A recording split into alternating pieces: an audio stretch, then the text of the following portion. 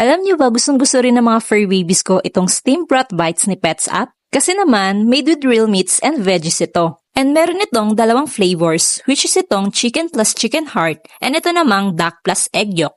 Tignan nyo naman, napaka-hydrating itong wet food na to, which is good para hindi palaging dry yung food ng ating mga fur babies. May chicken breast, meron chicken heart, and may carrots din. And don't worry mga furson, kung allergic sa chicken yung fur babies mo, meron naman itong duck and egg yolk na pwede mong ipatry sa kanila.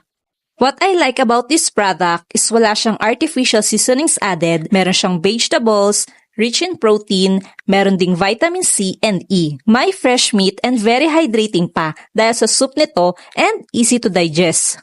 O diba, simut sarap at talagang nagustuhan ni Coco na picky eater.